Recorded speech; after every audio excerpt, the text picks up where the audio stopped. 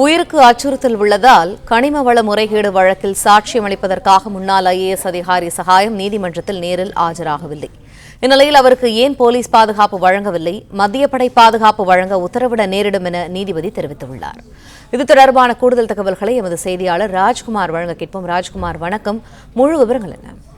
வணக்கம். சகாயம் IAS தனது உயிருக்கு அச்சுறுத்தல் இருப்பதால் அவர் பாதுகாப்பு வழங்க கோரி இன்று மதுரை மாவட்ட நீதிமன்றத்தில் அவர் ஆஜராகாமல் அவரது வழக்கறிஞர்கள் மட்டுமே ஆஜராகியிருந்தனர்.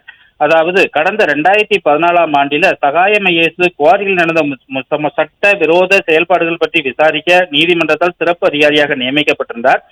அவர் வழக்குகளை விசாரித்து 1990 ஆண்டு முதல் நடந்த குவாரி முறைகேட்டை வெளிக்கொண்டு வந்திருந்தார். அவர் தாக்கல் செய்த 600 பக்க அறிக்கையின் மூலம் 1 லட்சம் கோடி ரூபாய் அளவுக்கு மேல குவாரிகளில் முறைகேடு நடந்திருப்பது அம்பலமாகியிருந்தது. இந்த நிலையில்தான் பாதுகாப்பை விலக்கும் முடிவை அரசு எடுத்திருந்தது. தனக்கு உயிருக்கு அச்சுறுத்தல் இருப்பது பற்றி அந்த அரசு அவர் கண்டுகொள்ளவில்லை எனவும் அவர் சமீபத்தில் கூறியிருந்தார். இந்த நிலையில்தான் சமீபத்தில் புதுக்கோட்டையில் நடந்த அந்த ஜாபர் அலி மற்றும் திருநெல்வேலியில் நடந்த ஜாகிர் ஹுசேன் கொலை வழக்கு உள்ளிட்டவைகளை சுட்டிக்காட்டி அதையே அந்த வழக்கறிஞர்களும் நீதிமன்றத்தில் அந்த வழக்கு விசாரணை சம்பந்தமாக முன்வைத்திருந்தனர்.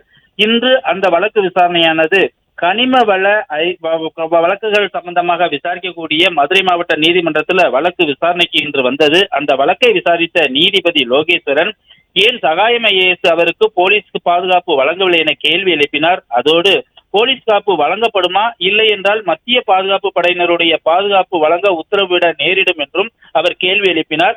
பின்னர் தொடர்ந்து வழக்கு விசாரணையை தற்காலிகமாக ஒத்தி வைத்து இருந்தார். அதாவது தனது உயிருக்கு அச்சுறுத்தல் இருப்பதால் தனது இந்த மதுரை மாவட்ட நீதிமன்றத்தில் அவர் ஆஜராகவில்லை என்பது தற்போது குறிப்பிடத்தக்க விஷயமாக இருக்கிறது. பிளே ஸ்டோர் மற்றும் ஆப் ஸ்டோரில் இருந்து பாலிமர் செயலியை QR கோடு மூலம் பதிவிறக்கம் செய்யுங்கள். செய்திகளை உடனுக்குடன் பெறுங்கள்.